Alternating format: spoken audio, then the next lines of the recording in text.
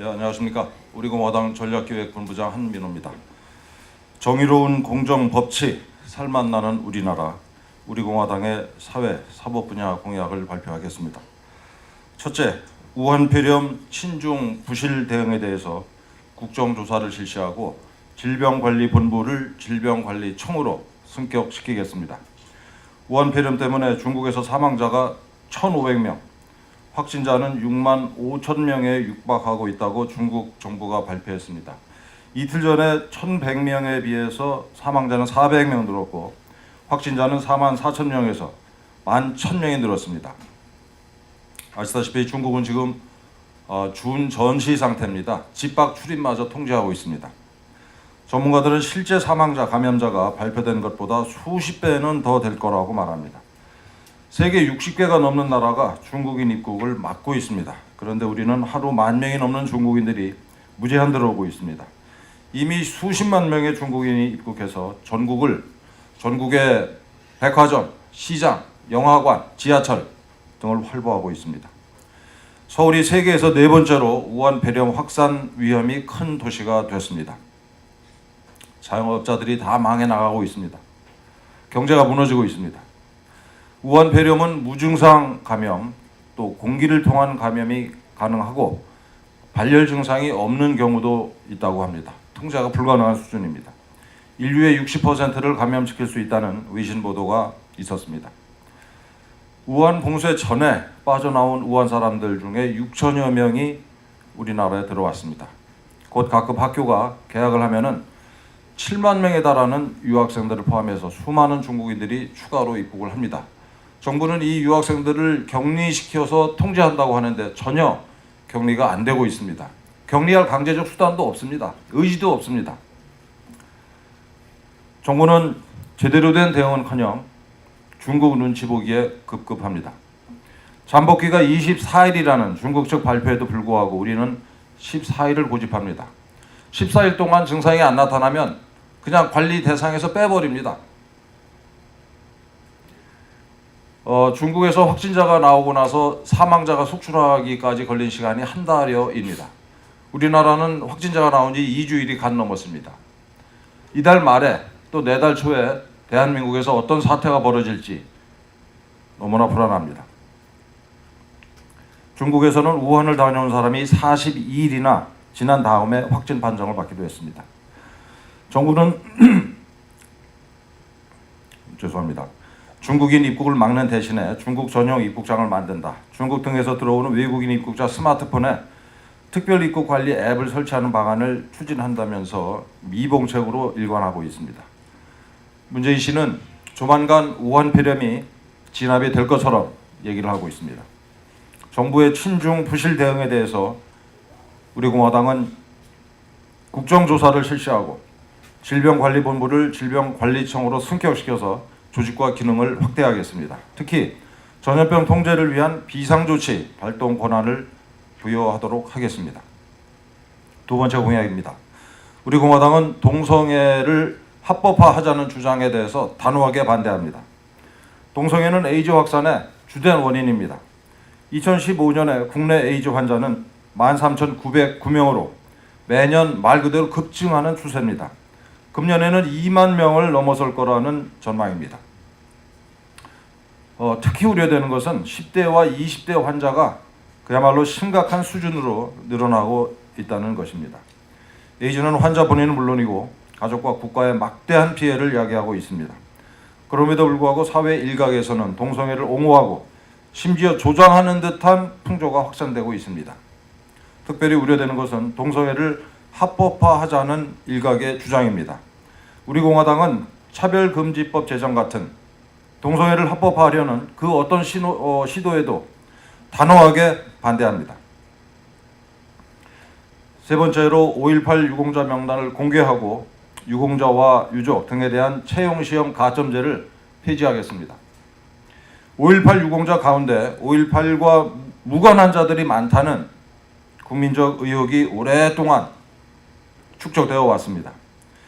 이제는 5.18 유공자의 명단을 공개함으로써 유공자 선정과 관련된 국민적 의혹을 해소하고 진정한 국민 화합을 도모해야 합니다. 아울러 5.18 유공자와 그 유족 등에 대해 민간 부문에서까지 채용시험에서 가점을 부여하는 제도는 이제 폐지해야 합니다. 그것이 그들의 명예를 바로 세우는 길이며 기회는 평등하고 과정은 공정해야 한다는 국민적 여망에 부응하는 길입니다. 네 번째 공약은 국공립 요양시설을 대폭 증설하자는 것입니다. 우리 어르신들이, 저희 어머님을 포함해서 어르신들이 가장 두려워하는 게 요양시설에 입소하는 겁니다. 요양을 이용하는 노인들이 제대로 먹지도 못하고 질병에 걸려도 말 그대로 방치되고 심지어는 폭행, 신체 구속 등의 극단적인 학대를 받는 사례가 만연해 있습니다. 언론에 보도되는 것은 빙산의 일각에 불과합니다.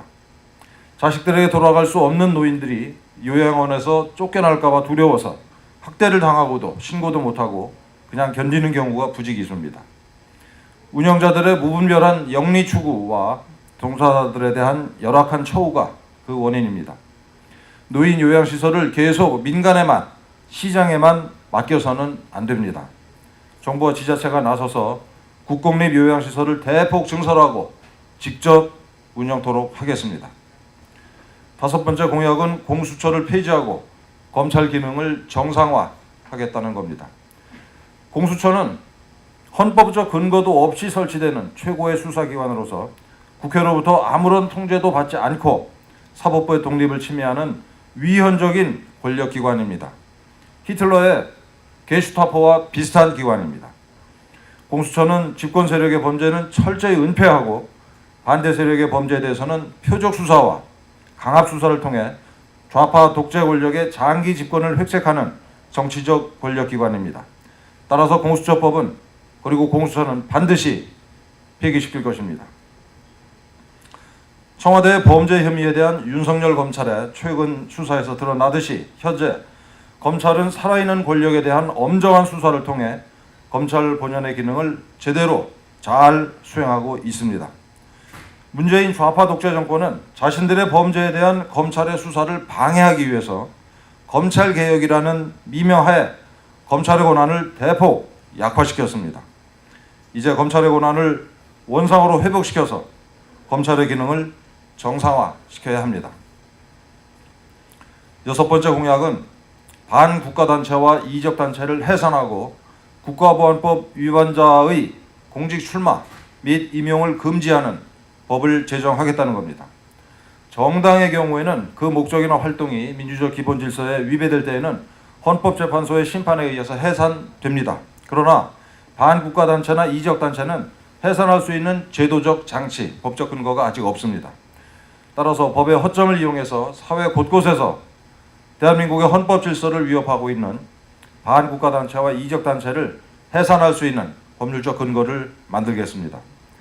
문재인 정권에서는 운동권 출신의 국가보안법 위반자들이 권력기관 곳곳에 포진해서 자유민주주의와 시장경제 질서를 파괴하는 책동을 벌이고 있습니다. 따라서 국가보안법을 위반한 전력이 있는 자들이 공직에 진출하는 것을 원천적으로 막아서 대한민국의 헌법 질서를 수호하도록 하겠습니다.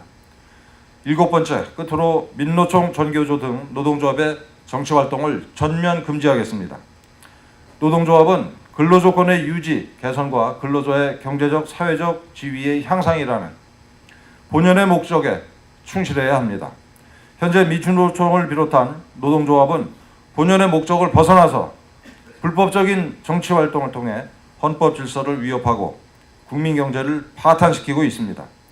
노동조합법에 노동조합의 정치활동을 금지하는 규정을 신설해서 노동조합을 정상화시키겠습니다. 정의로운 공정법치, 살만하는 우리나라. 우리 공화당의 사회, 사법 분야 공약을 간단하게 다시 말씀드리겠습니다.